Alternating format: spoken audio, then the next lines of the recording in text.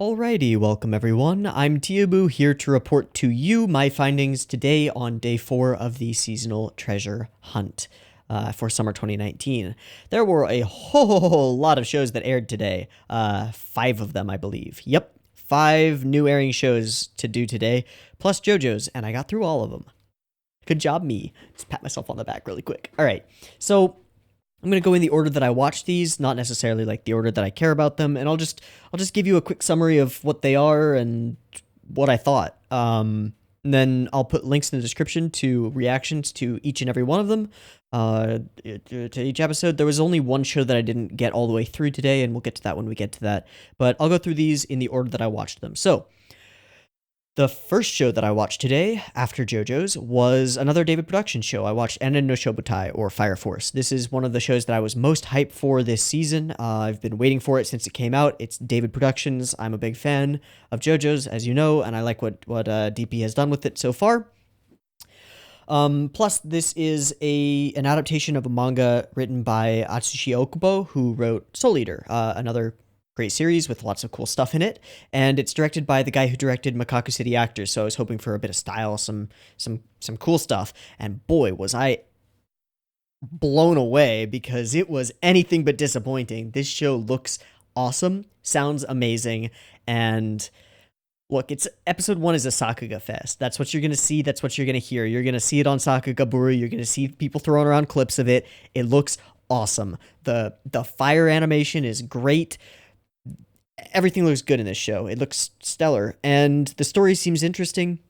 I like the characters so far. There's a really fit-looking girl who's insta waifu at least in my book. The show looks good. The world is interesting. The fights are awesome. The animation is amazing. The opening animation and music is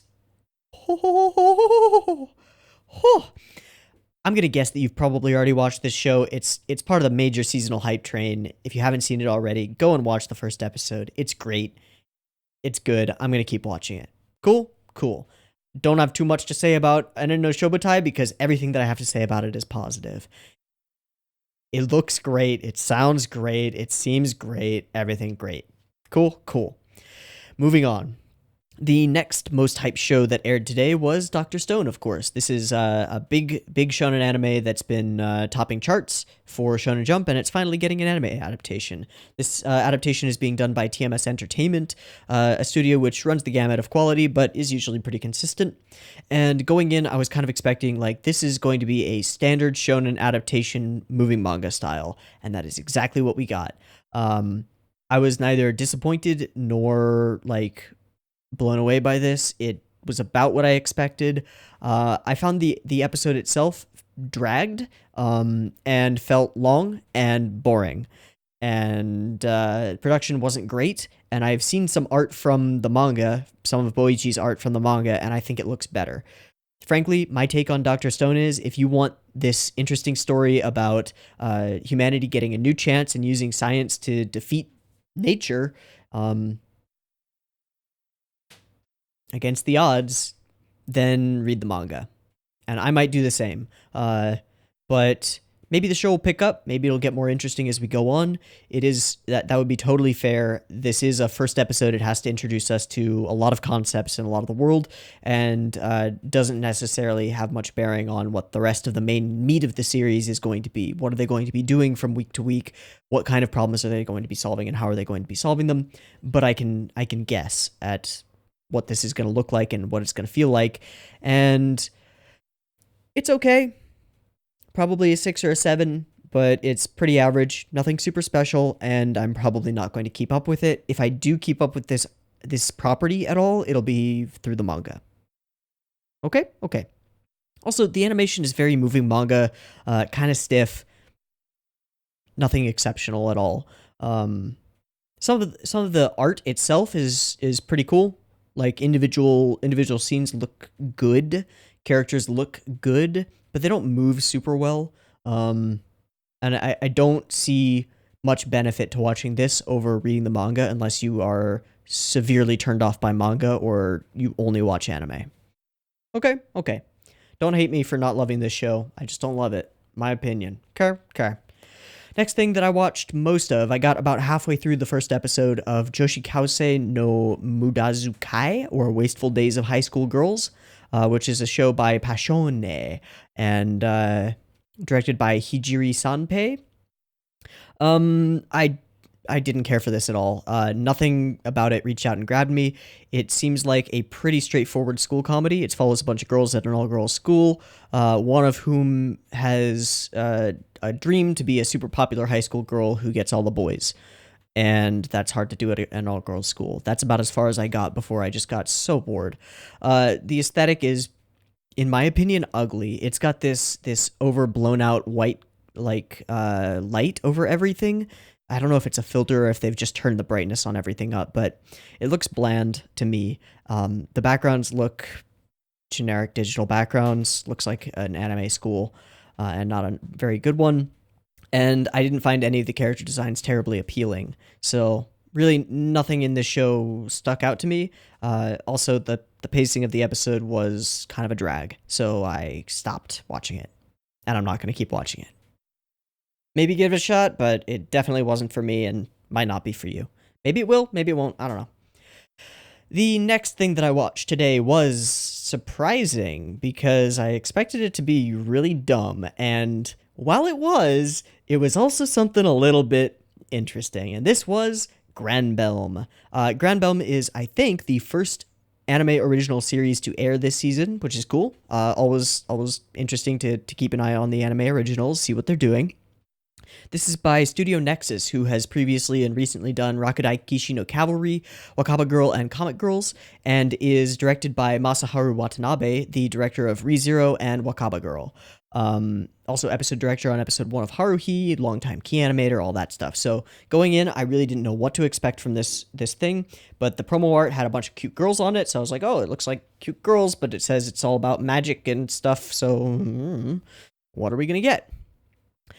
And what we got was not something that I expected, because this show is Magical Girl Sutando Power Mecha Battle Royale. Now, if that doesn't make sense to you, let me try and break it down for you. Magical Girl with stands that are mechs, and they fight in a battle royale. Or to say it again, magical girls whose spirit takes the form of giant chibi mechas with which they fight in a giant battle royale called Granbelm. If none of that appeals to you, if none of that combination sounds interesting, magical girls who get mechs that are actually manifestations of their own spirit or their fighting spirit or something, if none of that appeals to you, fine. But goddamn, that is a synergistic perfect storm of random anime genres and concepts mushed together that somehow works. And I had an absolute blast throughout the first episode of Granbelm. I have no idea what's going on. I have no idea what's happening in the show. But it looks cool. There are cute girls, and they fight in chibi mechs. I'm calling them chibi mechs because they're like short. They're like short and squat. Like, squat. But they're actually pretty big. They're big mech things, but they're also magic mech thing. I don't know what's happening. I have no idea. But it looks fun, and it looks good, and it's fun. Okay, so let's talk about the production of this show, because there is a ridiculous amount of 2D effects and fighting animation between mechs, which is like, oh, where did that come from? The mechs are never, as far as I can tell, shown in CG. They're always 2D. And they look pretty cool and cute. They look cool and cute at the same time. It has to do with their proportions. They're squat. They're like chibis. Dude, I don't know. But this show got to me, and I had a lot of fun watching it. Oh, and the sound effects are out of this world. It sounds like Star Wars sound effects.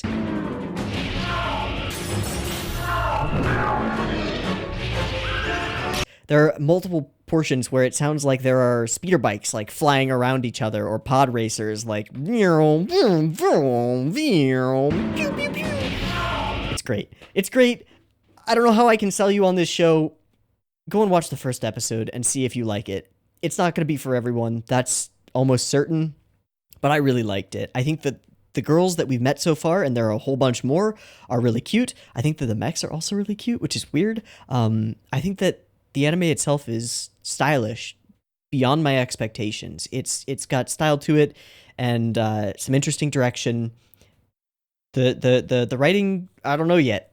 I don't know. Don't know yet. We, like the main character, just got introduced to this magical girl stand isekai mecha. Oh wait, not isekai. Stand-Mecha battle royale thing that happens, and so I guess I think next episode we're gonna be getting a bunch of backstory and explanations about the world and world building and stuff. Okay, this first episode, it looks great. It's a lot of fun. I enjoyed it. You might not. Okay. And finally, the last thing that I watched today was Arabaru Kisetsu no Otome-domo yo, or Maidens of the Savage Season. And this is my hidden gem for today. I will call this a really, really good show. And so what this is, to my mind, is a rather serious look at the struggles of people going through adolescence and starting to learn about the birds and the bees and sex and stuff in a world that doesn't necessarily teach you those things without you going out and seeking that information for yourself. So I get the idea that there's sort of a meta thing going on where the girls in the show are finding out these important truths about sex and becoming an adult, and the show and the manga from which it is based seem to me like a piece of media that's made to help inform people who might not be able to find that information elsewhere on some of the intricacies and awkwardnesses of being a teenager. And god damn, this show is relatable. There were multiple times in this episode where I went, damn, this is too real, or just felt something for one of these characters. And over the course of just a 20-minute episode, there were a number of moments that were like, wow, I can believe that that really happened. I can believe that this character really exists, and I can relate to them.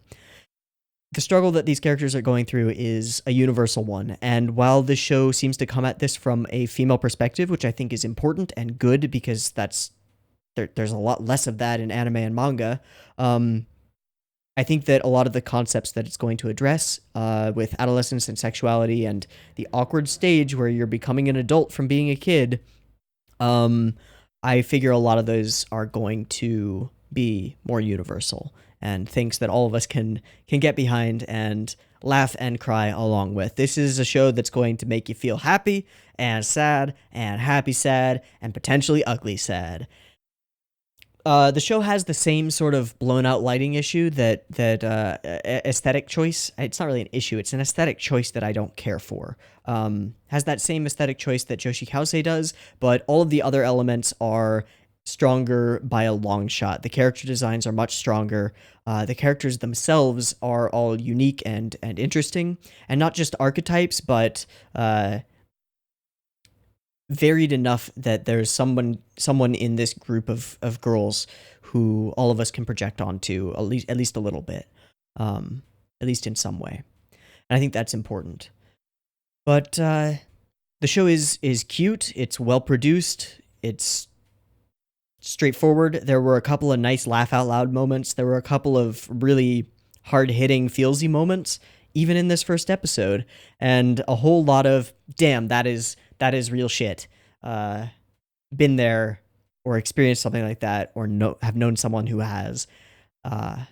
It's great. I mean, there's this one scene where this girl with low self-esteem is being made fun of by everybody else in her class. They're all calling her ugly, and this one guy behind her is like, "You guys really think she's ugly? I think she's kind of cute." And this poor girl thinks he's making fun of her, and can't even fathom the idea that this guy actually thinks that she's kind of cute. It's like, oh, my heart, my little Kokoro can't take it. Anyway, this is a balls out show that is going to address sex a lot, and it's not going to beat around the bush about it at all. It's going to be straight to the point, and it's going to function as a little bit of education, you know? So it's pretty cool. And I think it's a pretty good show, and if I have the time, I will keep up with it. Anyway, those are all 5 shows that I watched today. There were a lot of them. I tried to get this report done a little bit more concisely than the last one.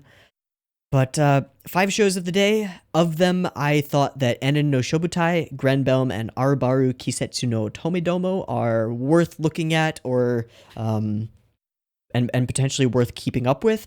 I will personally definitely be keeping up with Fire Force, partly because its arrival is like at the perfect time to take over for the Friday slot from JoJo's, and partly because it's really good looking. I will probably not be keeping up with Dr. Stone. I might consider doing manga readings along with it, but I'm not sure. But I'm probably not going to watch the anime. I am definitely not going to watch Joshi Kause no Mudazukai. I will probably watch the next episode of Granbelm and then forget that it exists.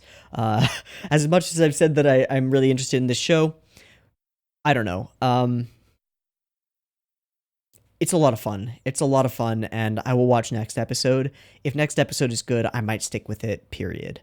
And Arubaru Kisetsu no Otome-domo, or Maidens of the Savage Season, is my pick for hidden gem of today, at least.